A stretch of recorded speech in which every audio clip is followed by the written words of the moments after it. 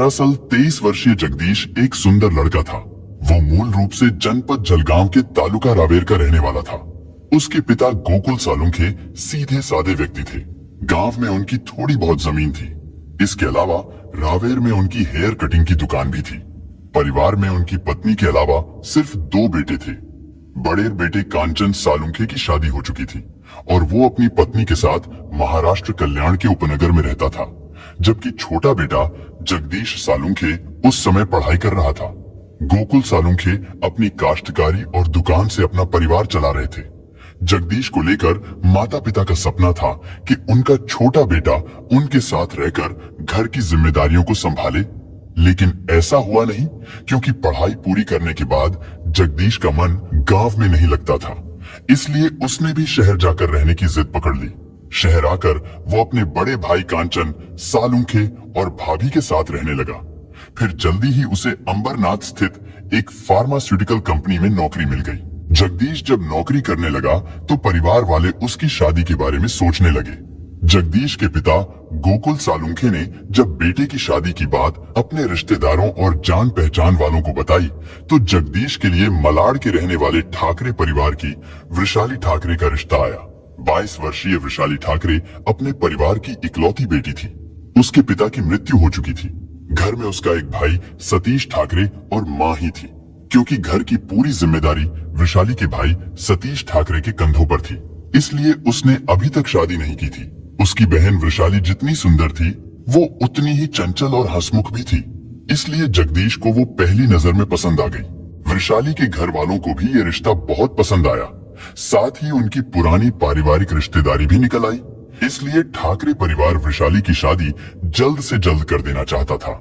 जगदीश सालुंखे और वृषाली के एक दूसरे को देखने और पसंद करने के बाद दोनों परिवार और उनके रिश्तेदारों ने मिलकर वृषाली और जगदीश सालुंखे की सगाई कर दी। साथ ही शादी की तारीख भी तय कर दी गई, क्योंकि आज के जमाने में लोग सगाई को ही आधी शादी मानते हैं और अपने बच्चों को खुली छूट दे देते हैं। लड़का और लड़की दोनों बातचीत करने के साथ साथ मिलने जुलने और एक साथ घूमने फिरने लगते हैं।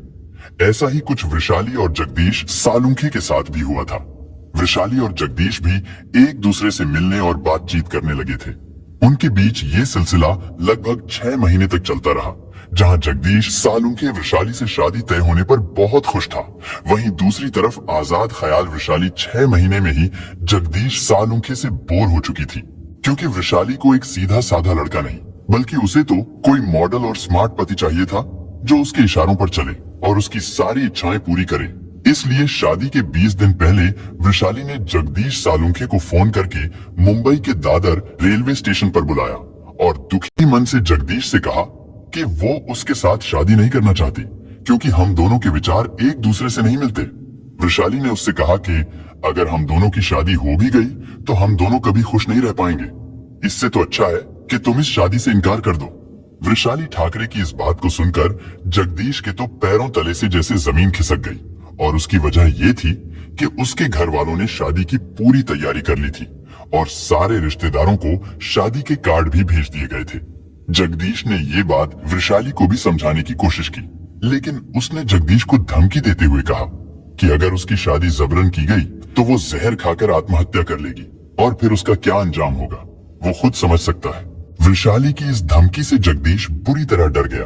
उसने वृषाली की सारी बातें अपने परिवार वालों को बता दी। इसके बाद जब इन सब बातों की खबर वृषाली के घर वालों को लगी तो वो लोग भी सकते में आ गए। उन्होंने वृषाली को आड़े हाथों लिया। अपने परिवार के दबाव में आकर वृषाली ने अपनी गलती मान ली और जगदीश से शादी करने के लिए तैयार हो गई। लेकिन अब जगदीश के परिवार वालों को वृषाली की बातों पर यकीन नहीं था। वो लोग वृषाली के परिवार वालों की विनती पर शादी के लिए तैयार तो हो गए थे, लेकिन उन्होंने साफ साफ कह दिया था कि अगर भविष्य में वृषाली ने कोई गलत कदम उठाया तो जिम्मेदारी उनकी नहीं होगी। इसके लिए जगदीश के घर वालों ने अलग से गारंटी और माफी पत्र लिखवाकर अपने पास रख लिया था। इसके बाद वो लोग शादी की तैयारी में जुट गए। इधर परिवार वालों के दबाव में आकर आखिर वृषाली जगदीश से शादी के लिए तैयार तो हो गई, लेकिन उसके मन में अब भी जगदीश सालुंखे को लेकर उलझन सी थी। जगदीश सालुंखे को वो पति के रूप में स्वीकार नहीं कर पा रही थी और यही कारण था कि वृषाली अपनी शादी के लिए टाल मटोल कर रही थी।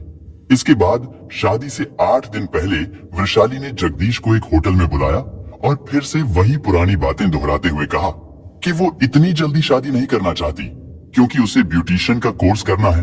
कोर्स करके पहले वो अपना कैरियर बनाएगी और उसके बाद शादी के बारे में सोचेगी।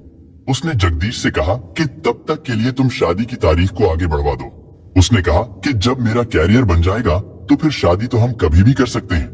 इधर जगदीश वृषाली की बातें सुनकर गुस्से से भड़क गया। इस बार जगदीश सालुंखे ने वृषाली को समझाने की कोशिश नहीं की, बल्कि उसने सख्त लहजे में कहा कि ये बात तुम खुद अपने परिवार वालों से क्यों नहीं कहती। इतना कहकर जगदीश गुस्से में वहां से उठकर चला गया। जगदीश सालुंखे के इस रवैये से वृषाली भी गुस्से में आ गई। उसने सोचा कि इस समस्या से निपटने के लिए अब उसे ही कुछ करना पड़ेगा।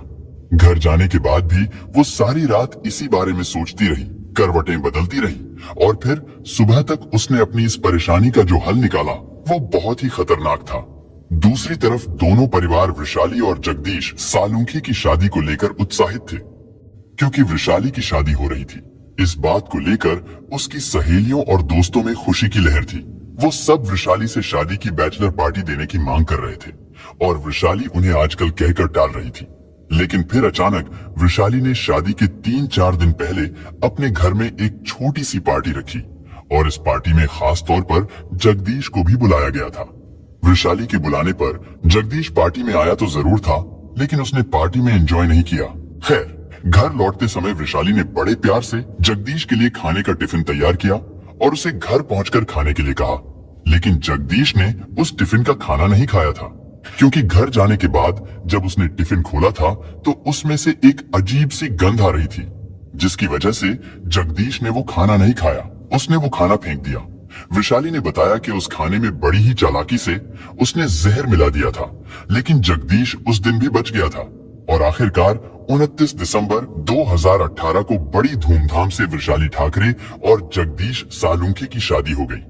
शादी के बाद वो दोनों घूमने के लिए हिल स्टेशन चले गए। इस शादी से जगदीश सालुंखे तो बहुत खुश था और वो वृषाली के सारे गिले शिकवे भूल चुका था, लेकिन वृषाली इस शादी से बिल्कुल भी खुश नहीं थी। शादी के नाम पर उसने तो सिर्फ एक समझौता किया था। जैसे जैसे समय बीत रहा था वैसे वैसे वृषाली के व्यवहार में बदलाव आता जा रहा था। वो बात बात पर जगदीश और उसके परिवार वालों से लड़ाई करने लगी थी, जिससे तंग आकर जगदीश के परिवार वालों ने उसे अलग रहने की सलाह दी। परिवार वालों के कहने पर जगदीश उसी कॉलोनी में किराए पर एक फ्लैट लेकर वृषाली के साथ रहने लगा। वृषाली भी यही चाहती थी। वृषाली को घर गृहस्थी इसलिए नहीं चाहिए थी ताकि कोई भी उसे रोकने टोकने वाला ना हो। नए घर में आने के बाद वो पूरी तरह से आजाद हो गई थी। वो सारा दिन मोबाइल फोन पर बातें करती रहती थी और जब जगदीश इस बात पर ऐतराज करता तो वो उसके साथ झगड़ने लगती थी। बात आगे ना बढ़े इसलिए जगदीश सालुंखे खुद ही चुप हो जाता था।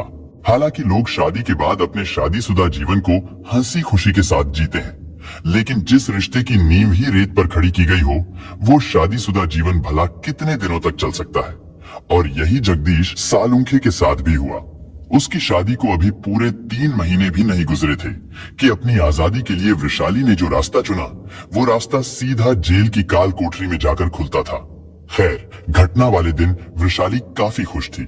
उसने काम से लौटकर आए जगदीश से प्यार भरी बातें की और अपने प्लान के अनुसार उसके खाने में चूहे मारने वाली दवा मिला दी। इधर खाना खाने के बाद जगदीश जब सोने के लिए अपने बेड पर गया तो उसका मन बेचैन होने लगा। इससे पहले कि जगदीश उठकर बाथरूम में जाता, वृषाली ने उसके गले में नायलॉन की रस्सी डालकर पूरी ताकत से उसका गला घोंट दिया। और जब वृषाली को इस बात का पूरा यकीन हो गया कि उसका पति मर चुका है, तब उसने रोने धोने का ड्रामा करते हुए जगदीश के मामा नंदलाल सौदाने को फोन किया था। वृषाली ने परिवार वालों और पुलिस को गुमराह करने की बहुत कोशिश की, लेकिन वो सफल नहीं हो पाई। शादी के बंधन से आजादी पाने के चक्कर में वृषाली अब एक ऐसी खाई में जा गिरी जहां से निकलना अब उसके लिए मुमकिन नहीं है। लेकिन अब सवाल ये है कि जब वृषाली और जगदीश दोनों के परिवार वालों को इस बात का पता चल चुका था कि वृषाली जगदीश से शादी नहीं करना चाहती थी, तो फिर उन्हें ये रिश्ता नहीं करना चाहिए था, क्योंकि वृषाली ने शादी से पहले खुद जहर खाने की धमकी भी दी थी। और उन्हें तभी समझना चाहिए था कि जो लड़की खुद को जान से मारने की धमकी दे सकती है वो फिर कुछ भी कर सकती है, यानी किसी की भी जान ले सकती है। और आखिरकार यही हुआ। वैशाली की आजाद ख्याली और शादी ना करने की जिद के कारण बेचारा जगदीश बेमौत मारा गया। इसके बाद पुलिस ने वैशाली ठाकरे के दिए गए बयान के आधार पर उसके खिलाफ धारा 302 के तहत हत्या का मामला दर्ज करके उसे कोर्ट में पेश किया, जहां से उसे जेल भेज दिया गया। दोस्तों, इस घटना को सुनाने का उद्देश्य किसी का दिल दुखाना नहीं है, किसी को परेशान करना नहीं, बल्कि आपको जागरूक करना है, आपको सचेत करना है। दोस्तों, इस पूरी घटना के बारे में आपकी